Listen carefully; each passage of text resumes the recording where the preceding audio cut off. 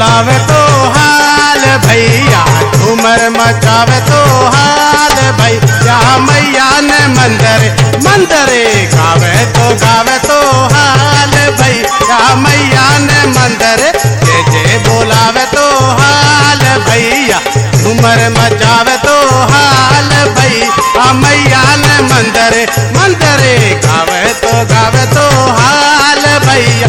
मैया ने मंदिर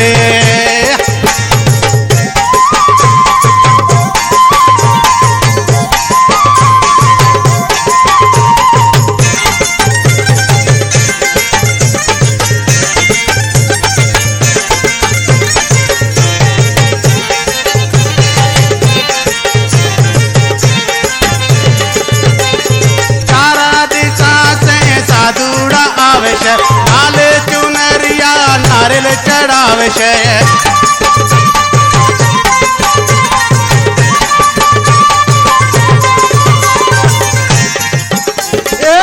राधिका से नजूड़ा आवे, लाल चुनरिया नारियल चढ़ावे। पूरा करे सवाल मैया, झूमर मचावे तो हाल भैया।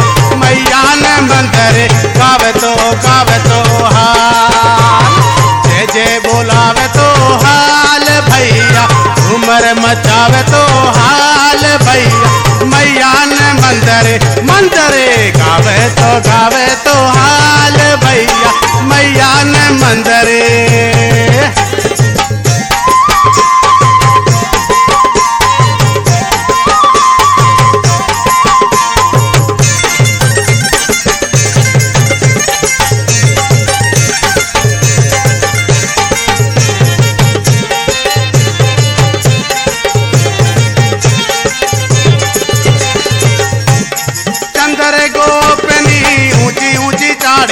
जो शाहे दीनी माता ने माड़िया।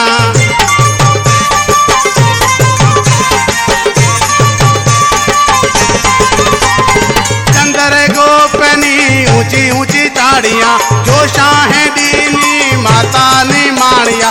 क्रोध मिटावे सब काल मैया, झूमर मचावे तो हाल भैया। मैया ने मंदिर मंदिर गावे तो हाल भैया। मैया ने मंदिर जे बोलावे तो हाल भैया। मैया ने मंदिर गावे तो हाल भैया। मैया ने मंदिर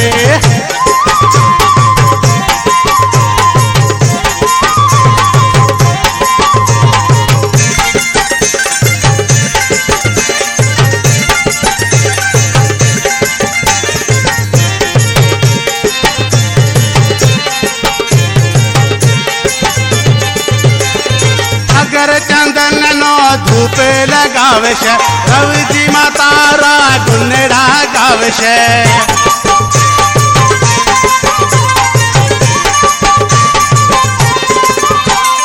अगर चंदन नो धूप लगावे, रवि जी माता रा गुनड़ा गावे।